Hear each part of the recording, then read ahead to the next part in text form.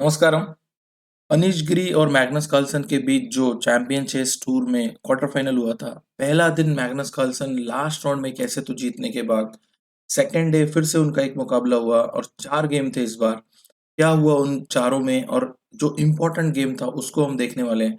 बहरहाल पहले दिन हारने के बाद अनीश गिरी ने एक ट्वीट किया था, जिसमें कि उन्होंने लिखा था another shot tomorrow, good night. Magnus Carlsen के लिए लिखा था डेफिनेटली चेस चैंप में।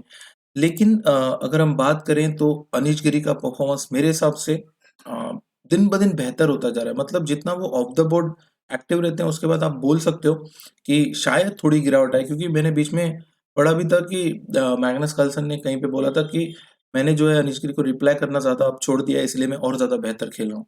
लेकिन अनीश गिरी का परफॉर्मेंस अच्छा खासा रहा था। इस गेम में बहरहाल क्या हुआ उसको हम देखने वाले हैं। क्विकली गेम की तरफ जाते हैं।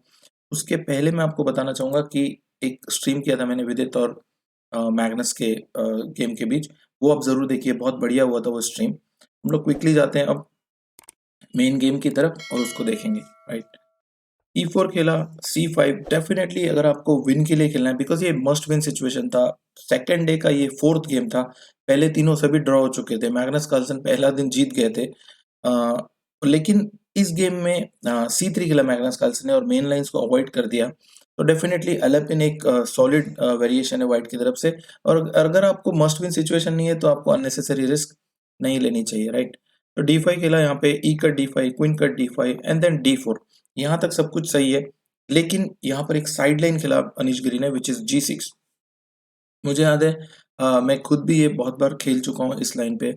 कुछ कुछ अच्छे गेम्स भी हुए मेरे इसमें, हम लोग उसको देखेंगे डिटेल में, राइट। नाइट F3 खेला यहाँ पे, bishop to G7 and night A3। ये एक बहुत ही ट्रिकी आइडिया है।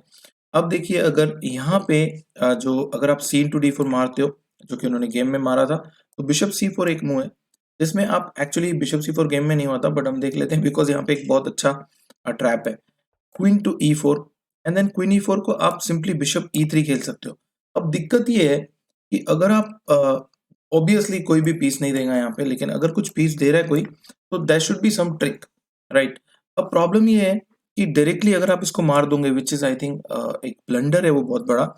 बिशप इंटू F7 आ रहा है and then bishop into F7 को आप किंग इंटू नहीं मार सकते हो, बिकॉज नाइट G5 चेक आ रहा है और आप देख सकते हैं कि ये दोनों प्रॉब्लम में है, राइट।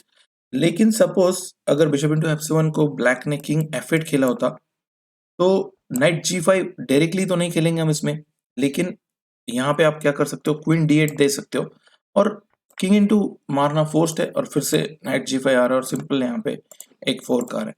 तो ये एक उसमें एक पॉइंट था। लेकिन थियोरेटिकली अगर मैं बोलूँ तो नाइट B5 डेफिनेटली एक ठीक ठाक हुआ, बिकॉज आप इसमें क्या कर रहे हो, C7 पे थ्रेट है और आपको नाइट इंटू D4 मारना है, इसलिए कि जैसे ही सपोज यहाँ पे जैसे नाइट A6 खेला, नाइट इंटू D4, अब यहाँ पे ऑलरेडी अच्छा खासा सपोर्ट है।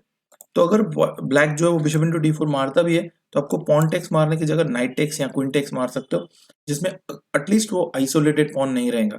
तो इस पॉइंट के कारण नाइट B5 खेलते हैं, जहाँ तक मेरी जानकारी है।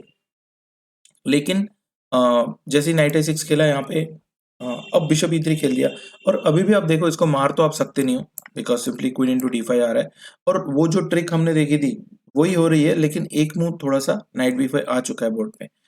सो यहाँ पे बिशप E3 को नाइट F6 खेल दिया ब्लैक ने, D5 अब सपोर्टेड है तो ऑब्वियसली थ्रेट है, E cut D cut E3, bishop into मार दिया उन्होंने और कैसल। अब यहाँ पे देखो आप कि अभी तक का पोजीशन सही लग रहा है। ये एक अलेपिन का साइड लाइन है। अलेपिन मतलब E4 C5 C3 को अलेपिन बोलते हैं। Bishop E2, bishop to G4 and A4। अब यहाँ पे A4 खेलने का पॉइंट ये था कि bishop into F3 main threat है, मतलब अगर आप कैसल करते विदाउट A4 तो सिंपली वो बिशप इंटू F3 मार देते। अब प्रॉब्लम ये, आप बिशप इंटू नहीं मार सकते हो क्योंकि B5 हैंगिंग है, राइट। और अगर आप पॉन से मारोगे तो स्ट्रक्चर अच्छा नहीं है। तो A4 एक सही और लॉजिकल मूव लग रहा है। E5 ये एक इंटरेस्टिंग पॉन सैक्रिफाइस है, बिकॉज ब्लैक को जो है एक्टिविटी गेन करने के लिए अभी भी बहुत कुछ बचा हुआ है, क्योंकि किंग अभी तक सेंटर में पड़ा हुआ है, राइट। तो यहाँ पे बिशप इंटू A7 मार दिया, मैग्नस कार्लसन ने चैलेंज एक्सेप्ट कर लिया, A7 मार दिया E5 के अलावा, E4 खेला यहाँ पे। एक बात तो है, अनीश गिरी यहाँ पे क्विकली खेल रहे थे और साथ ही साथ ये देखने लायक बात है कि अभी भी कॉम्प्लिकेशंस हैं। मतलब थियोरेटिकली वो अच्छे खासे प्रिपेयर रहते हैं हर वेरिएशन में, इवन कुछ अगर साइडलाइंस भी वो खेलते हैं तो। Queen into D5, night into D5 and night D4। Black एक पॉन डाउन है बट डेफिनेटली एक्टिविटी है उसके पास, और साथ ही साथ अभी उसका किंग सेफ है, व्हाइट का किंग अभी तक भी सेंटर में पड़ा हुआ है, ये बात नोट करने लायक है, राइट। बिशप D7 खेला, बिशप टू C4, नाइट पे अटैक था, नाइट F4 खेला, G2 मर रहा है, एंड देन G3। कैसल आप कर सकते थे, कोई दिक्कत नहीं लग रही थी उसमें, कैसल भी कर सकते थे, लेकिन उनको लगा शायद किंग को कोई प्रॉब्लम तो है नहीं, तो G3 खेलते हैं। रुक C8, अभी आप अगर मारते हो इसको तो C4 मर रहा है, तो यहाँ पे मैग्नस कार्लसन ने और एक पॉन मार दिया, बिशप इंटू F7, चेक है, king into F7 and then pawn takes, right. इस वक्त आप देखिए व्हाइट के पास 6 पॉन है, ब्लैक के पास 4 ही पॉन है, लेकिन एक अच्छी बात है ब्लैक के लिए कि उसके पास डबल बिशप है, पहला। दूसरा, इसके पीसेस जो है वो A7 को बचाने के लिए सब कुछ लगे हुए हैं, राइट। तो अगर यहाँ पे हम माने तो एक थ्रेट ये हो सकता है कि bishop into D4, C cut D4, bishop into B5, AB5 और रूक A7, राइट। तो बिशप इंटू D4 को उनको ऑब्वियसली बिशप इंटू मारना पड़ेगा वापस। तो यहाँ पे किंग वापस खेल दिया उन्होंने G8, और F4 पे कभी फ्यूचर में वो अटैक कर सकते हैं। नाइट वापस ले लिया B3 पे, बिशप नाइट टू C7, और यहाँ पे नाइट एक्सचेंज करने का पॉइंट ये है कि आप अगर मारते हो इसको तो सिंपली रुक इंटू C7 भी आ रहा है, और फिर आप बिशप बाहर निकालोगे तो A4 मर जाएगा, राइट।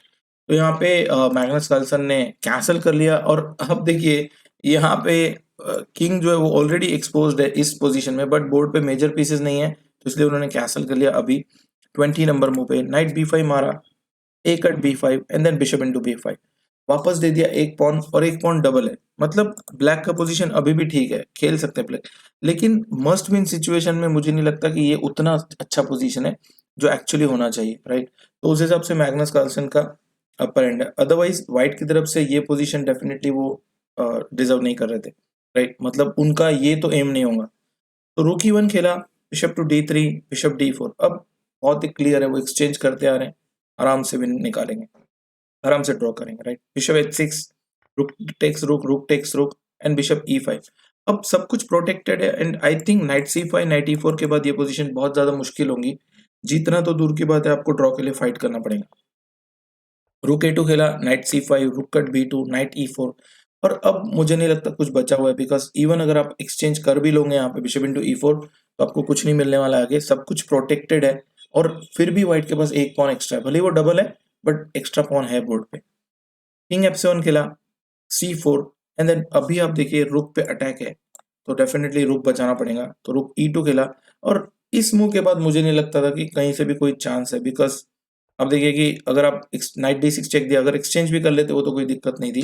किंग E6, रुक इंटू रुक, बिशप इंटू रुक एंड नाइट B7, अभी भी वो एक पॉइंट डाउन रहेंगे even after bishop into C4, तो जीतना बहुत दूर की बात है यहाँ पे, बिकॉज ठीक है आपके पास डबल बिशप है, लेकिन मुझे नहीं लगता ये इतना ईजी होगा कन्वर्ट करना, राइट।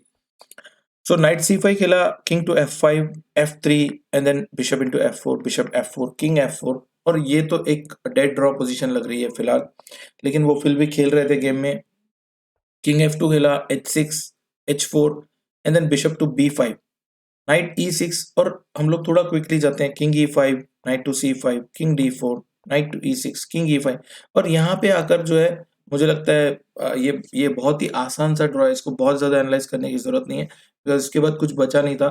लेकिन क्विकली अगर हम थोड़ा आगे देखें तो यहाँ पे नाइट C5 खेला वापस से, king D5, night E4, king E5, king G3, bishop वापस ले लिया, किंग G4 को रोक रहे हैं शायद, knight F2, bishop to F5, and then knight D1, अब E3 पे नाइट आ रहा है, तो बिशप वापस खेला, knight E3, and then bishop F5, finally Anish Giri ने डिसाइड कर लिया कि अब इसको ज्यादा देर खेल नहीं सकते हैं, H5 दे दिया मैग्नस कार्लसन ने, pawn takes pawn, knight into F5, king F5, king H4, king F4, takes takes takes, और लास्ट के 10-15 मूव मुझे लगता है सिर्फ एक फॉर्मेलिटी थी कंप्लीट करने के लिए गेम, लेकिन अगर इस पूरे टूर्नामेंट की बात करें तो ये सबसे बड़ा क्लैश था अभी तक का, मुझे लगता है। इसके बाद डेफिनेटली जो जो मेन क्लैश सब लोग एक्सपेक्ट कर रहे हैं कि हिकारू वर्सेस मैग्नस, उसकी उसकी हो सकता है वैसा हो जाए इसमें फिर से, लेकिन अनिश गिरी और मैग्नस कार्लसन के बीच जो जो भी मुकाबले हुए थे इसमें डेफिनेटली अनिश गिरी का लेवल बहुत ही अच्छा है गेम का, मतलब जो गेम मैग्नस कार्लसन जीते भी ना फर्स्ट डे में, उसमें अनिश गिरी एक्चुअली पॉन अप थे एक टाइम पे, बट टाइम प्रेशर में और एंड गेम थोड़ा सा उन्होंने पैसिव खेल दिया था। तो बहरहाल इस पूरे टूर्नामेंट के गेम्स आपको ज़रूर चेक करने चाहिए। मैंने कुछ स्ट्रीम्स ऑलरेडी डाल रखे हैं और वीडियोस भी अपलोड किए हैं, वो आप चेक करिए। अगर आपको लगता है कुछ और सजेशन है तो आप मुझे बताओ, मैं कोशिश करूँगा कि उसको भी हम देखें। लेकिन इसके अलावा जो बाकी मैंने सीरीज स्टार्ट की थी ट्रैप्स पे या गैम्बिट्स की, वो ज़रूर मैं आपको धीरे-धीरे आगे बढ़ाने वाला हूँ, और वर्ल्ड चैंपियनशिप की भी, राइट? तो मिलेंगे बहुत जल्दी। बाय, थैंक यू, खुश रहो, मस्त रहो।